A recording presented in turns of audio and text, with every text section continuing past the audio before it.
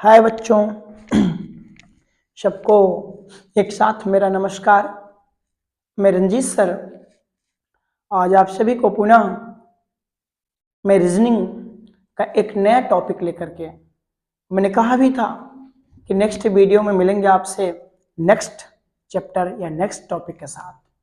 तो आज मैं आपके लिए लेकर आया हूं एक नया चैप्टर, वर्गीकरण, क्लासिफिकेशन। देखो बेटा, क्लासिफिकेशन एक ऐसा चैप्टर है, इसके पहले जो आपने सादृश्यता का चैप्टर पढ़ा था तो उसी से रिलेटेड है। मैंने एक चैप्टर शुरू में आपको पढ़ाया था, कोडिंग और डिकोडिंग। सबसे पहला चैप्टर जो पढ़ाया था कोडिंग और डिकोडिंग का पढ़ाया था। दूसरा चैप्टर मैंने जो पढ़ाया सादृश्यता का, इसके 2 पार्ट्स में मैंने दिए थे, लेकिन इस बार मैं वर्गीकरण को मात्र एक ही पार्ट में आपको कई सारे टाइप्स के बारे में मैं आपको बताऊंगा। वीडियो को ज्यादा लंबा भी नहीं करूंगा और आपको कम समय में अधिक से चीजें ज्यादा से ज्यादा समझ में आ जाएंगी। तो वीडियो अगर बेटा अंत तक देखा करो, मैंने हमेशा कहा है अगर अच्छा लगे तो लाइक कमेंट शेयर निश्चित किया करिए, ताकि और लोगों को भी छोटी छोटी जानकारियां वो पहुंच सके। बीच में मैंने अपने बोर्ड के बच्चे जो हमारे हैं वो कहे, और जो कंपटीशन के बच्चे हैं, सर हिंदी के वीडियो आप दीजिए, तो मैं अलंकार का वीडियो आपको दिया था। उस पर मैंने कुछ प्रश्न पूछा था, बच्चों के कमेंट्स भी आए थे, और उन सभी जिनका कमेंट्स आया था सबका आंसर सही था।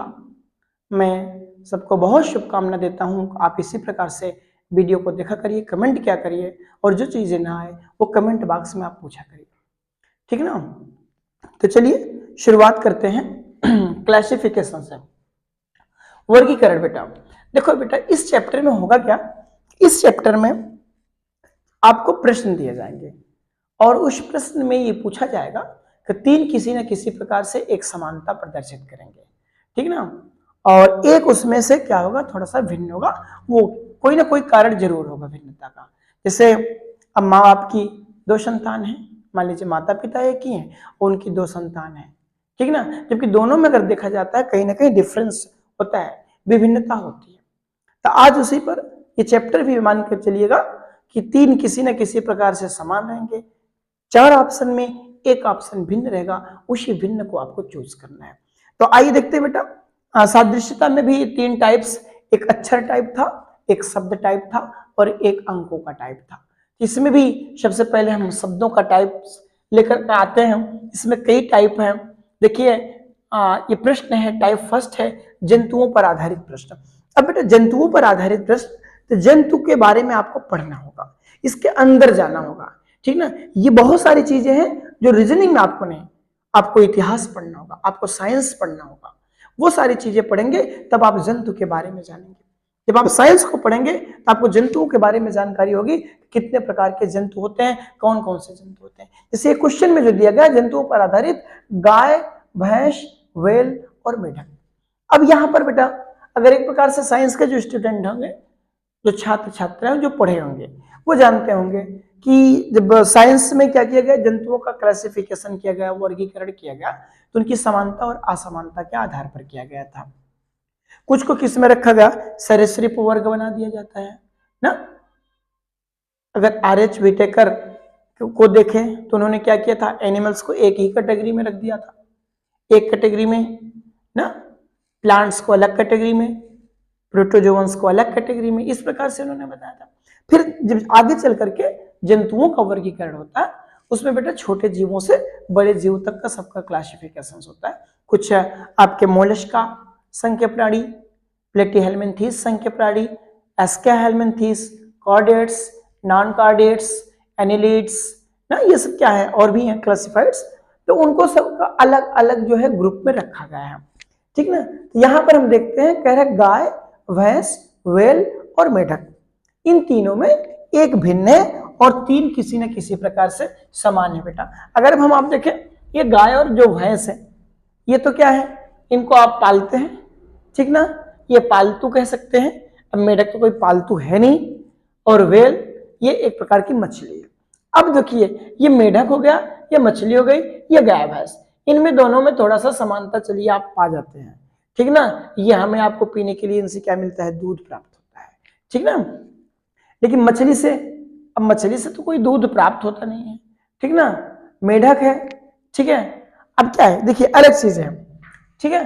अब इनमें आपको समानता बेटा खोजना है। आइए समानता देखिए, गाय, भैंस और व्हेल, ठीक ना, ये किसके अंतर्गत आते हैं? ये आपके किसके अंतर्गत आते हैं, कौन बताएगा? ये आपके स्तनपायी होते हैं, ठीक ना, इनको स्तनधारी में रखा गया है। गाय, भैंस और व्हेल मछली ना, ये स्तनधारी होते हैं, ठीक है। और मेढक बेटा जो होता है, इनको एम्फीबियन वर्ग में रखा गया है, इनको उभयचर में रखा गया है, ठीक है। तो ये मेढक क्या होगा, अलग होगा। अब ये सब तो उभयचर है नहीं, या तो ये जमीन पे रहते हैं या तो ये पानी में रहते हैं, ठीक ना, या तो जमीन पे रहेंगे या तो पानी के अंदर रहेंगे, मतलब कोई एक ही कैरेक्टर्स इनमें पाया जाएगा। लेकिन मेढक में ऐसा बेटा नहीं होता है, ये जमीन पर भी पाए जाते हैं, ये पानी में भी पाए जाते हैं। अब इनका रीजन क्या है, वो जो साइंस पढ़े हैं वो जानते होंगे।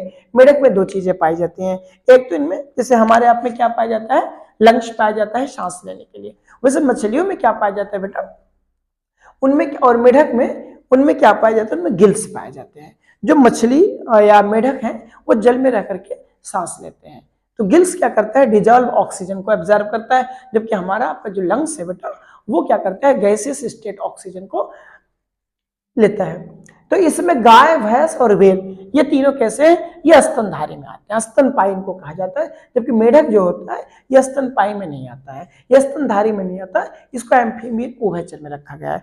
जिसका मतलब ये जो है मेढक आपका, ये आपका अलग है बेटा, ठीक ना, बात आई समझ में। दूसरी चीज आइए देखते हैं पक्षियों पर आधारित प्रश्न। पक्षियों पर भी आधारित प्रश्न पूछे जाते हैं, तोता, चील, कबूतर, मैना। अब कहेंगे सर जी इसमें क्या भिन्न है, ये सब तो उड़ने वाले ही। हाँ बेटा ये सब उड़ने वाले हैं, ठीक है, तोता, चील, कबूतर, बाज।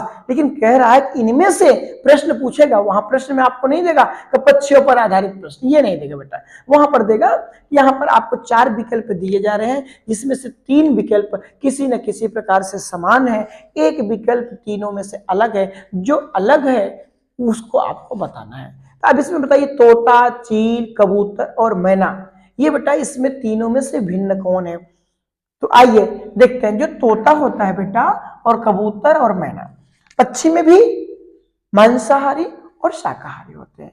तो जो आपका ये चील होता है, चील हुआ, बाज हुआ, ये सब कैसे होते हैं, मांसाहारी होते हैं। जबकि तोता, कबूतर और मैना ये शाकाहारी पक्षी में आते हैं, ठीक है बेटा। तो ये क्या है, चील यहाँ पर भिन्न है। अब एक चीज और, अब आपको मैं यहाँ पर एक प्रश्न देता हूँ होमवर्क के रूप में, आप कमेंट बॉक्स में कुछ पक्षियों के नाम जो शाकाहारी हैं और कुछ पक्षियों के नाम जो मांसाहारी हैं। कम से कम 4 पक्षी, इनके अलावा इस ऑप्शन के अलावा आप 4 पक्षी को कमेंट बॉक्स में कमेंट जरूर करिएगा, लिखिएगा कौन 4 पक्षी मांसाहारी हैं और कौन 4 पक्षी शाकाहारी हैं। इससे आपका साइंस भी बेटा तैयार होगा। आइए देखते हैं फसलों पर आधारित। अब बेटा फसलें कौन कौन सी होती है, जब आप 8 में रहे होंगे, 7 में रहे होंगे, भूगोल में आपने पढ़ा होगा, ठीक है, फसल के बारे में। फसलें कहीं कहीं 2 दिखाया गया, कहीं कहीं बड़ी क्लास में जब आ जाएंगी 3 प्रकार की फसल दिखाई जाती है, ठीक ना। एक वो फसल होती है जायद की फसल और खरीफ की फसल और रबी की फसल, ये 3 फसल होती है बेटा, रबी की फसल, खरीफ की फसल और जायद की फसल। अब इन तीनों में आपको चूज करना है, 3 किसी न किसी प्रकार से समान होंगे, या तो 3 रबी के होंगे, या तो जायद के होंगे, खरीफ होंगे, एक उसमें क्या होगा बेटा, अलग होगा। अब इन तीनों में आपको ढूंढना है कौन कौन सी फसल है। और बेटा फसल पे किस प्रकार से प्रश्न बन सकते हैं, फसल पे इस पे ही प्रकार से बन सकते हैं, एक बीजपत्री और द्विबीजपत्री। कुछ पौधे एक बीजपत्री होते हैं, कुछ द्विबीजपत्री होते हैं, कुछ फसलों में भी एक बीजपत्री होते हैं, मोनोकोटिलिडन्स और डाइकोटिलिडन्स, ठीक है ना, एक बीजपत्री और द्विबीजपत्री, ठीक है ना। अब इनमें आपको खोजना है कि इनमें अंतर बेटा क्या किया है, कौन बताएगा अंतर क्या किया है, चलिए बता दीजिए, कोई एक स्टूडेंट बता दीजिए। हाँ देखिए जो गेहूं है बेटा ये अलग है, गेहूं जो है इसमें क्या है बेटा, ये अलग है, ठीक है ना, गेहूं इसमें अलग है। तो गेहूं आपका ये रबी की फसल है, जबकि अन्य तीनों आपका चावल, मक्का और ज्वार ये किस में आते हैं बेटा, ये खरीफ की फसल में आते हैं। चावल, मक्का और ज्वार ये खरीफ की फसल है, गेहूं बेटा क्या है, ये रबी की फसल है। तो ये क्या हो गया, अलग हो गया। आइए फलों पर आधारित देख लेते हैं बेटा, फलों पर किस प्रकार से प्रश्न पूछे जाते हैं। फलों में भी कई टाइप्स के प्रश्न पूछे जाएंगे। एक तो कुछ फल ऐसे होते हैं बेटा सूखे फल होते हैं, कुछ रसदार होते हैं, कुछ रेशेदार होते हैं ना। इस प्रकार के फल हम देखते हैं। फलों में भी आपका एक बीजपत्री, द्विबीजपत्री और बीजों में भी चले जाते हैं। तो बीजों में जिम्नोस्पर्म, एंजियोस्पर्म, जिसे कहा जाता है आवृत्ति बीजी और अनावृत्ति बीजी। अब सोच रहे हैं सर कितना पढ़ना पड़ेगा। देखिए बेटा, आज के जमाने में अगर आपको नौकरी लेना है, आप पर अपने आप पर एक सरकारी मुहर का ठप्पा लग जाए, तो इसके लिए दिन रात एक करना पड़ेगा। नॉलेज अलग बात है, ज्ञान अलग बात है, लेकिन नौकरी लेना वो अलग बात है, ठीक है ना। तो इसलिए नौकरी लेने के लिए, गवर्नमेंट का मुहर लगने के लिए आपको दिन रात मेहनत करना पड़ेगा, हर चीज को पढ़ना पड़ेगा। कोई ऐसी चीज नहीं जिसको आप छोड़ दें। अब आज के समय में सिलेबस में जो चीजें दे दिया गया, एग्जामिनर कहीं से भी प्रश्न बना सकता है, कहीं से भी उठा सकता है।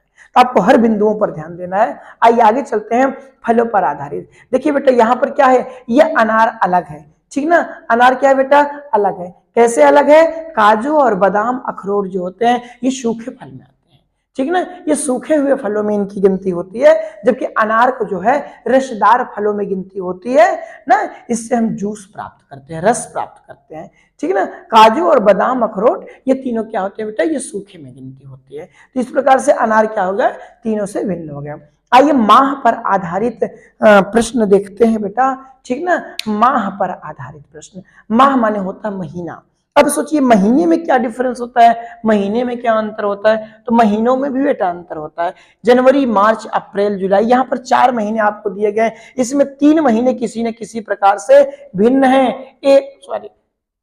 3 जो है किसी न किसी प्रकार से एक समान है, एक भिन्न है, और जो भिन्न है बेटा वही आपको बताना है। तो यहाँ पर बताइए बेटा जनवरी, मार्च, अप्रैल और जुलाई ये कौन सा महीना इसमें बेटा भिन्न है। तो देखिए आप कुछ लोग कह देंगे जनवरी गुरुदेव ये यहीं से शुरुआत होती इसलिए ये भिन्न, नहीं नहीं, ये कोई एथेंटिक या कोई ऐसा तथ्य नहीं है जिसको स्वीकारा जाए, ठीक ना। बेशक जनवरी को आप अंग्रेजी वाले कैलेंडर में शुरुआत मानते हैं, लेकिन मार्च, अप्रैल कुछ तो किसमें जो हमारा हिंदी का कैलेंडर होता है उसमें अप्रैल से माना जाता है नए वर्ष की शुरुआत। तो ये दोनों दो डिफर यहीं पर हो गए। तो चलिए दूसरा कोई तर्क निकालते हैं बेटा। जनवरी, मार्च, अप्रैल और जुलाई में एक चीज ध्यान दीजिएगा बेटा, कुछ महीने 30 के होते हैं, कुछ 31 के होते हैं। इस पॉइंट को आपको ध्यान करना होगा। जनवरी, मार्च, अप्रैल और जुलाई, इसमें बेटा जो जनवरी है, मार्च और जुलाई ये 31 के महीने होते हैं, ठीक ना।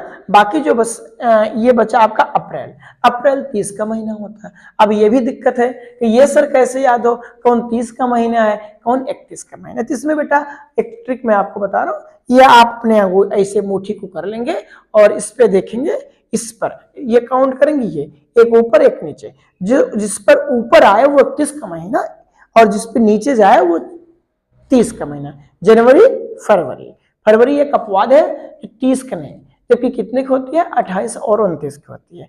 मार्च, अप्रैल, मई, जून, जुलाई ना, अगस्त, सितंबर, अक्टूबर, नवंबर, दिसंबर, ये एकदम सिंपल ट्रिक है। मुट्ठी बांधिए और यहीं से काउंट करिए, जो ऊपर जाए वो 31 का, जो नीचे जाए वो 30 का महीना होता है बेटा, ठीक ना। तो यहाँ पर देखिएगा और भी ट्रिक है। ये देखिए जनवरी, फरवरी, मार्च, अप्रैल, अप्रैल किस पे जा रहा है बेटा 30 पे जा रहा है। तो ये अप्रैल इसमें क्या होगा भिन्न है। और एक है जनवरी जान से प्यारी, फरवरी फरियाद लाती है ना, इस प्रकार से भी उसमें 30 और 31 का बताया गया है। अब जनवरी जान से प्यारी, ठीक ना। अब देखिए ये जान शब्द आ गया, मैंने आपको अलंकार पढ़ाया बेटा, ठीक ना, मैंने आपको अलंकार पढ़ाया। अलंकार में मैंने एक अलंकार आपको बताया था, और यमक में जोड़ाया कर अलग अर्थ दर्शाता। यमक अलंकार में क्या आता है बेटा, शब्दों का जोड़ा होता है। अब जान शब्द है, अगर किसी को जान शब्द कह दीजिए लोग उसका अनर्थ लगा लेते हैं, जबकि जान बेटा कोई गलत शब्द नहीं। जान के कई अर्थ हो सकते हैं, जानू के कई अर्थ हो सकते हैं, अभी आगे और देंगे हम। आज उसमें आपको साइंस में एक ट्रिक जीके में पूछेंगे, स्टेट से संबंधित प्रश्न रहेगा, स्टेट से संबंधित, प्रदेश से संबंधित प्रश्न पूछेंगे। आप उसमें बताइएगा, देखिए कुछ शब्दों का मैं इस्तेमाल करूंगा, प्रयोग करूंगा, ठीक ना। तो एक जान जो आप में बसती है, जो यो तक जान निकल जाएंगे, प्राण निकल जाएंगे। और एक लोग जान शब्द किसी को बोल रहे हैं, काहे यार मेरी जान ले रहे हो, तुम तो मेरी जान हो, इस प्रकार से लोग शब्दों का इस्तेमाल कर देते हैं, ठीक ना। तो जान व्यक्ति को अपनी सबसे प्यारी होती है। ऐसी बात नहीं है, ठीक ना। अगर किसी को आप प्रेम से बुलाते हैं तो वो कोई वो नहीं, ठीक ना। तो चलिए आगे देखते हैं। तो जनवरी, देखिए मैं इस पर ट्रिक बताता हूं आपको, 30 और 31 का महीना बेटा याद करने के लिए, ठीक ना। जून, सितंबर, अप्रैल और नवंबर 30, इसको लिख लीजिएगा बेटा। जून, सितंबर, अप्रैल और नवंबर 30, फरवरी 28 है, 20, 8, 28, कभी कभी 29, हर चौथे साल 29, ठीक ना। जून, सितंबर, अप्रैल और नवंबर 30, फरवरी 28 है, बाकी सब 31, ठीक ना बेटा। मतलब जून, सितंबर, अप्रैल और नवंबर 30, ये बाकी जितने हैं 30 के हैं, बाकी जो बचे वो 31 को गए। इस प्रकार से अप्रैल यहां पर भिन्नता। आइए बेटा देखते हैं बीमारियों से संबंधित प्रश्न। अब बीमारियों से संबंधित प्रश्न बेटा, बहुत सारी बीमारियां हैं। कुछ बीमारियां बैक्टीरिया के कारण होती हैं, कुछ वायरस के कारण होती हैं, कुछ फंगस के कारण होती हैं, कुछ आपके पैरासाइट्स होते हैं, परजीवी होते हैं, उनके कारण होती हैं, ठीक है। छोटे छोटे जीवों के द्वारा भी हमारे शरीर में तमाम बीमारियां होती हैं। आइए यहां पर देखते हैं टिटनेस, निमोनिया, प्लेग और एड्स, ये चीजें लिखी गई हैं। इसमें हम जानते हैं कि इसमें कौन सा ऐसा एक रोग है जो भिन्न है बाकी 3 रोग कहीं ना कहीं से। तो बेटा मैं बात कर रहा था किस पे, टिटनेस, निमोनिया, प्लेग और एड्स, बीमारी से संबंधित प्रश्नों पर मैं बात कर रहा था, टिटनेस पर, निमोनिया पर, प्लेग पर और एड्स पर, कि इसमें कौन सा भिन्न है, कौन सा डिफर है। तो बेटा देखिएगा, अब ये टिटनेस, निमोनिया, प्लेग, ये किसी न किसी प्रकार से भिन्न है। कैसे भिन्न है? ये बेटा जो रोग होते हैं ये बैक्टीरियल डिजीज होते हैं, ये जीवाणुओं द्वारा होने वाले रोग होते हैं। जबकि एड्स जो होता है बेटा, ये आपका क्या है, ये वायरस, विषाणु जनित रोग होता है, इसलिए एड्स क्या है, अलग है। जबकि प्लेग, निमोनिया और टिटनेस क्या होते हैं बेटा, एक होते हैं। ये एक का मतलब होता है ये जीवाणुओं द्वारा होते हैं, बैक्टीरिया द्वारा होते हैं, ठीक ना। तो आइए थोड़ा सा हम इस पर थोड़ा और चर्चा करते हैं। इसको ऊपर का इरेज कर दे रहे हैं, जिसका स्क्रीनशॉट लेना हो वो ले लीजिए बेटा, ठीक ना। तो चलिए इसको हम इरेज कर देते हैं, ठीक बेटा। आइए देखते हैं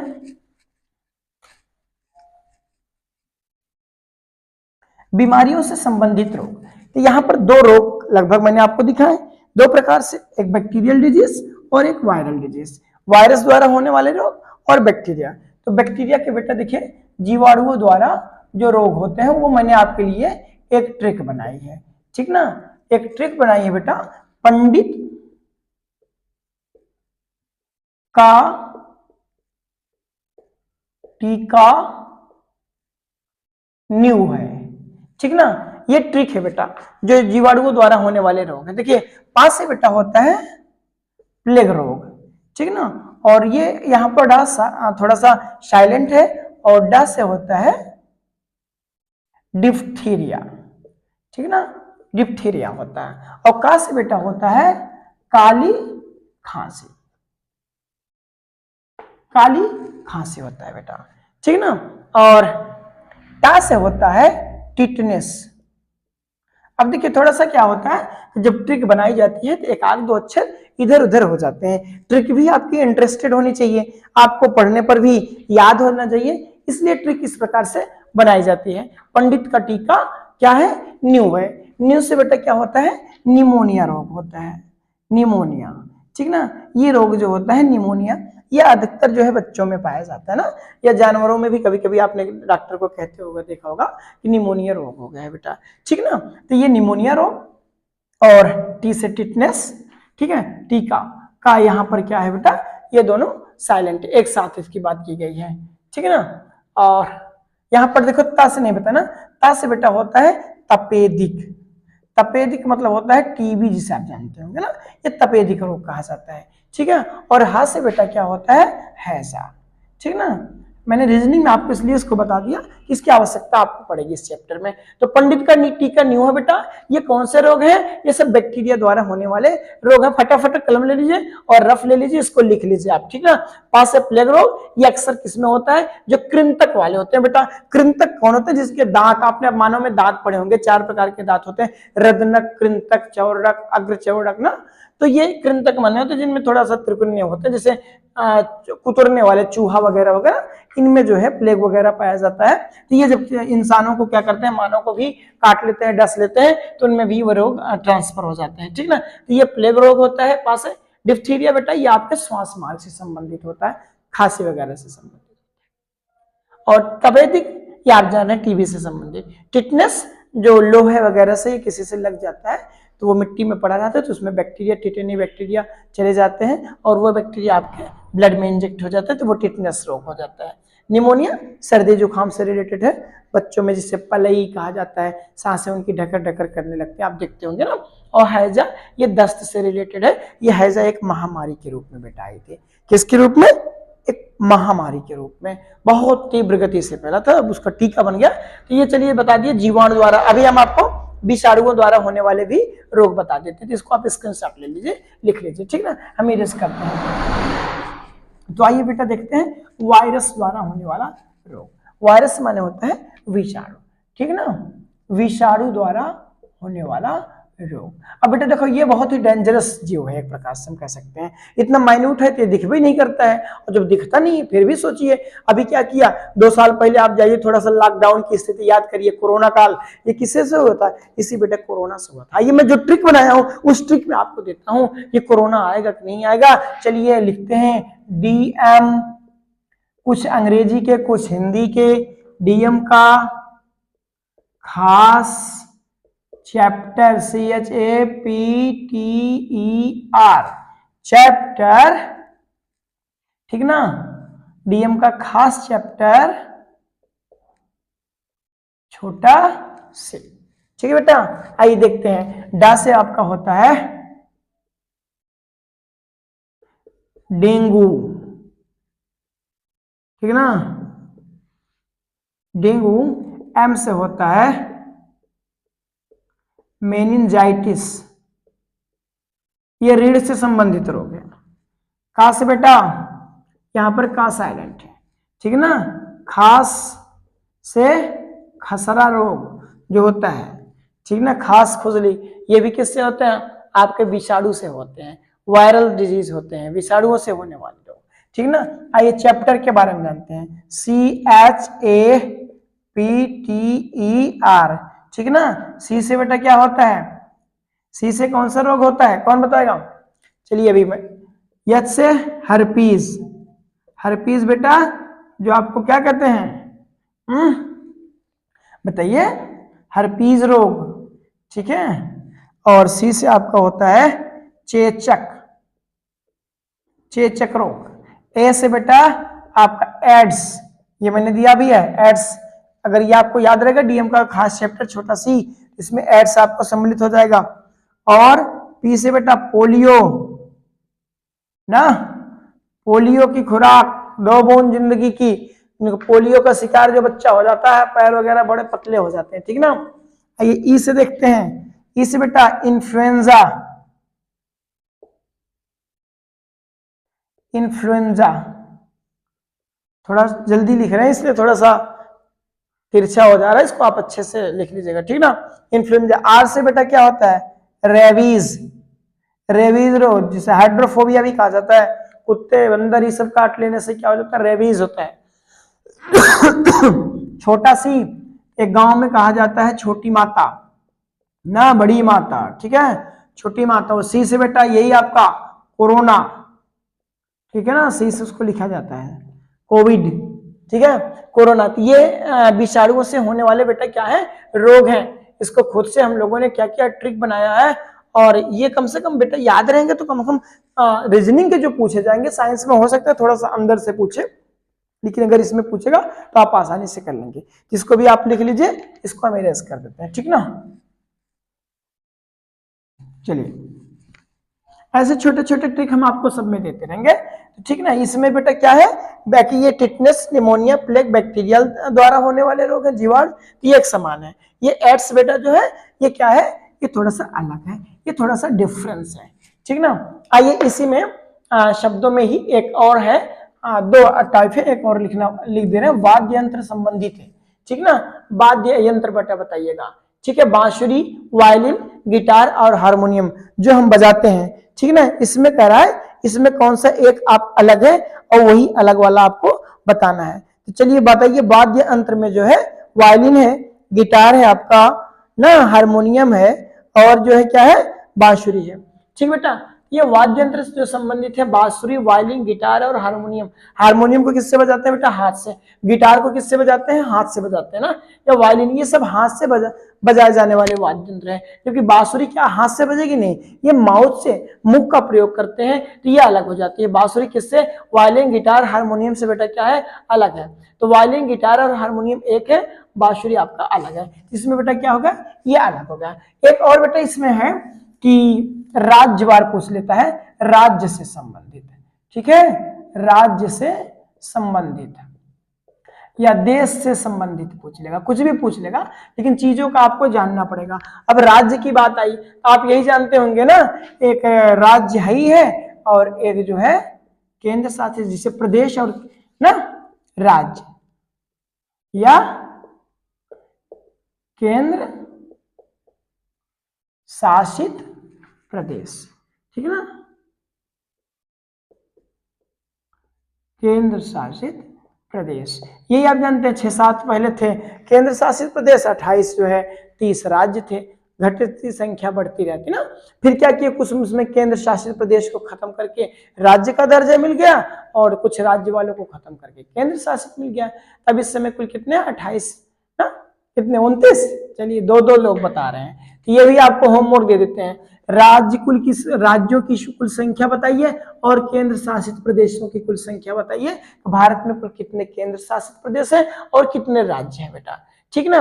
अब इसमें बेटा एक चीज और पूछ लेता है, जो परीक्षा में कभी कभी पूछ लेता है, पूछता है किन राज्यों को विशेष राज्य का दर्जा मिला है?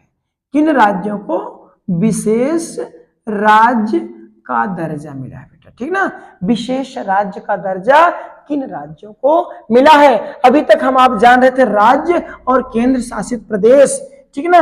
अब इस पे बेटा प्रश्न पूछ लेता है, इस पर भी 3 राज्य दे देगा, हो सकता है राज्य का, एक अलग दे दे केंद्र प्रदेश जो होंगे, केंद्र शासित प्रदेश, या एक आग जो है उसमें विशेष राज्य के दर्जा वाले दे देंगे। तो जो अलग रहेगा वही आपको बताना पड़ेगा। तो बेटा टोटल भारत में कुल कितने विशेष राज्य का दर्जा कितने राज्यों को मिला है? राज्य तो होंगे लेकिन उनको कुछ विशेष सुविधाएं मिली होंगी, ठीक है ना। तो आइए देखते हैं, टोटल 11 बेटा इनकी संख्या है, ठीक ना। कितना है? 11 इनकी संख्या है। तो आइए इनके लिए भी हमने एक ट्रिक बनाई है, ठीक ना। देखिए मैंने कहा कि ट्रिक पर मत जाइएगा, ट्रिक के शब्दों पर मत जाइएगा, आपको याद हो आप उस पर जाइएगा, ठीक ना। इसके लिए हम लोगों ने एक ट्रिक बनाया, मिस यू जानू, ठीक ना, मिस यू जानू। देखिए बेटा ये मिस यू जानू, और आगे बताइए कौन बताएगा? ट्रिक बनाइएगा। अच्छा चलिए मैं यहीं पर छोड़ देता हूं, इसके आगे ट्रिक आप बनाइएगा। मैं राज्य लिख देता हूं, 11 राज्य कौन कौन से हैं, ठीक ना। आपका मिजोरम है बेटा, ठीक ना। उसके बाद क्या है? दूसरा आपका असम, तीसरा आपका आंध्र प्रदेश, चौथा आपका नागालैंड,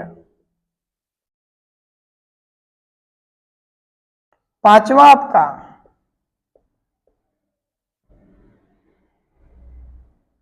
सिक्किम, छठा आपका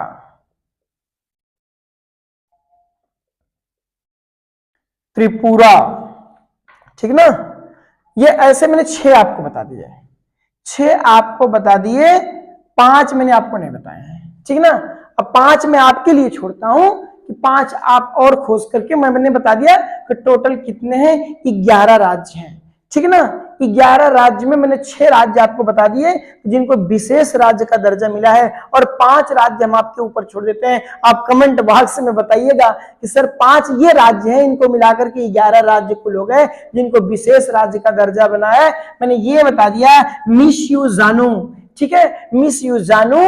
इसके आगे 2-4 शब्द आप और जोड़ करके ट्रिक को कंप्लीट करिएगा, ठीक है ना। कैसे ट्रिक कंप्लीट करेंगे? आप भी बनाना सीखो बेटा, ठीक है ना। कब सीखेंगे? अपने मन से चीजों को बना करके सीखिएगा, ठीक है ना। जैसे मैंने बनाया वारिस में डीएम का खास चैप्टर छोटा सी, पंडित का टीका न्यू है, ये ट्रिक है। उसी प्रकार से इस ट्रिक को आप 11 राज्य लिख लीजिएगा इनके नाम, और इस 11 राज्य में पहले और दूसरे अक्षर का प्रयोग करके, कहीं कहीं पहले अक्षर का, कहीं कहीं दूसरे अक्षर का प्रयोग करके आप ट्रिक बनाइएगा। अरे ना दूसरे के लिए, अपने लिए सही ना, अपने लिए पढ़ रहे हैं तो अपने लिए कुछ भी कर सकते हैं, ठीक ना। तो आइए इसको मैं इरेज कर देता हूं और आपको ये होमवर्क देता हूं, आप कमेंट बॉक्स में जरूर बेटा कमेंट करके बताइएगा, ठीक ना।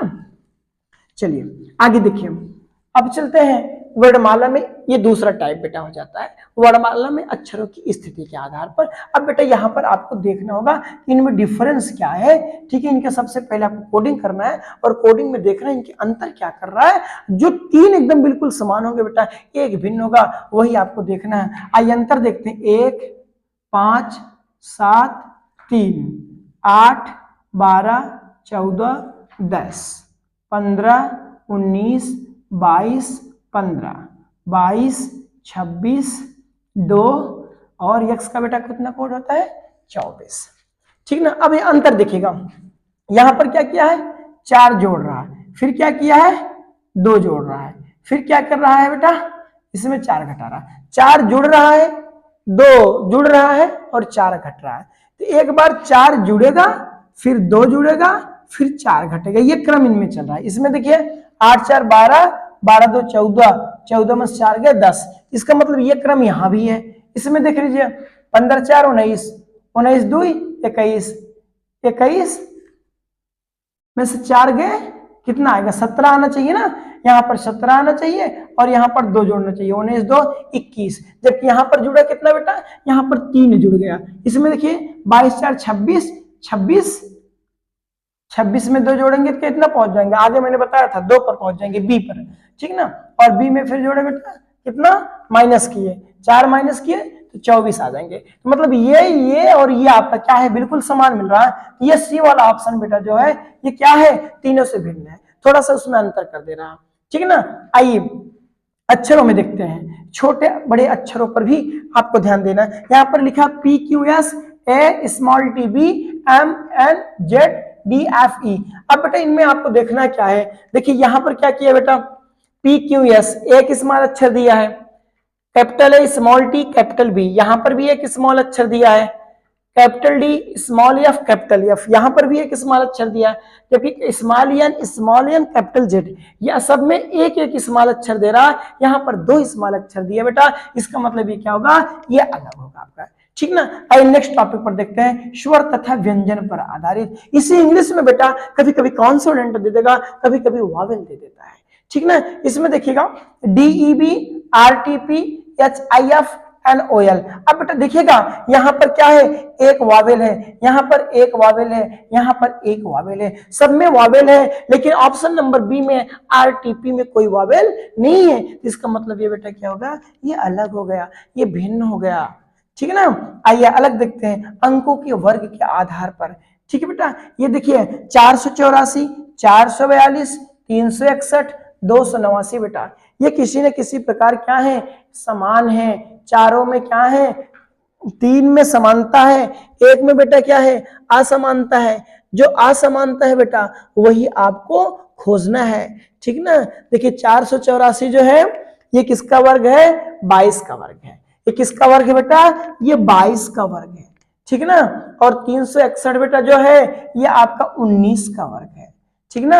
और 289 जो है ये 17 का वर्ग है बेटा, ठीक ना। लेकिन 442 बेटा देखो किसका वर्ग है 442, ऐसे मैंने बताया था वर्गमूल निकालना, 2 दूना 4, 2 हो गया 2 2, ये जुड़ गया बेटा 4 उतारे 42, अब एक बार जाएगा ये किसी का वर्ग नहीं है, ये शेष बच जा रहा है। तो 442 बेटा किसी का वर्ग नहीं है, जबकि ये तीनों क्या थे वर्ग थे, इसलिए बेटा ऑप्शन क्या हो जाता है अलग हो जाता है, ठीक ना।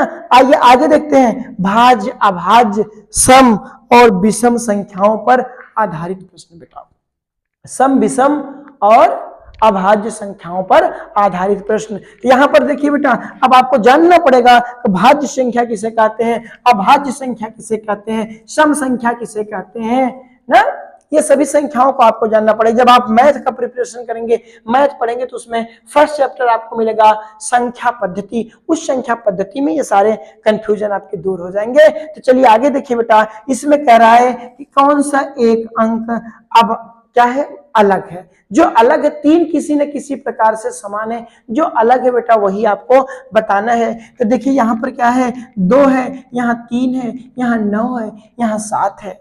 ठीक बेटा, अब इसमें देखो 2 भी आ गया, और 2 क्या है, एक सम संख्या भी है।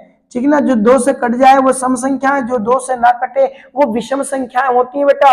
यहाँ आप 2 को भी लिख सकते हैं, 3, 9 और 7 2 से नहीं कटेगी, इसका मतलब 2 क्या है, अलग है। ये सब तीनों एक समान है। लेकिन बेटा यहाँ पर एक और ट्रिक आप कर सकते हैं, 2 क्या है, अभाज्य संख्या है, 3 अभाज्य संख्या है, 7 अभाज्य संख्या है। लेकिन जो 9 है ये भाज्य संख्या है, ये 3 से कट जाएगी, ये तीनों किसी से नहीं कटेंगी, तीनों अभाज्य हैं। अगर अभाज्य संख्या लेंगे तब हमारा 9 क्या होगा, 9 हमारा भाज्य है, तो 9 अलग हो जाएगा, तीनों किसी न किसी प्रकार समान है। लेकिन अगर सम संख्या के आधार पर लेंगे, 2 सम संख्या है, बाकी ये तीनों बेटा क्या है, अभाज्य है या अलग आप कह सकते हैं।